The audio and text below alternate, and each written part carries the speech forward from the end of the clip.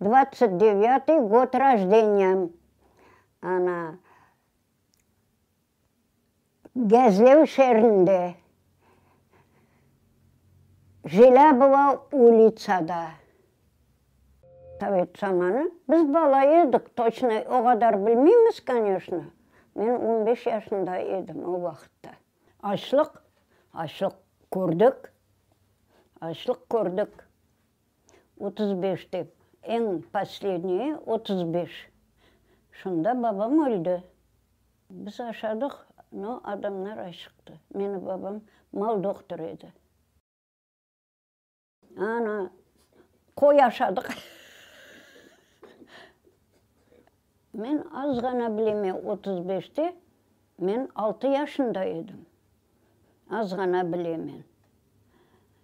Бабам колхоз адамдарына өтмек алмаға шерге келе. О койде çalışa.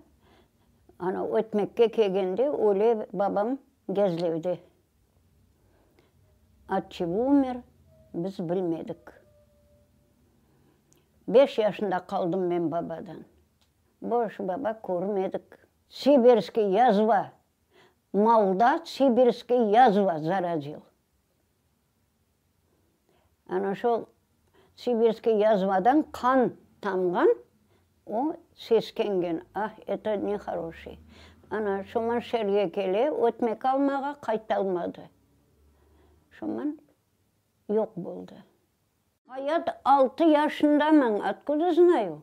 Анам неграмотный, бабам позже оқытқандар взрослый, женатый, балалы болғансын оқылған. Совет үкіметін салыштырып көрмей білмейміз де. Бай тұғыл еді, пхареде тұғы еді. Мектепте, мына бұл Гезлевде, Заводской улицада 5 мектебі бар еді. Анда 1 класс оқыдым. Бабам өлді.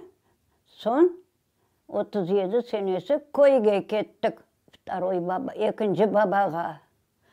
Ана 3 класс анда оқыдық. Черномор районында 40 класс көйінде. Анда балабан семья. 11 жан болдық. Татарша. Мен мектебе барғанда, 37-де мектепе барғанда, латин буквасы бар еді.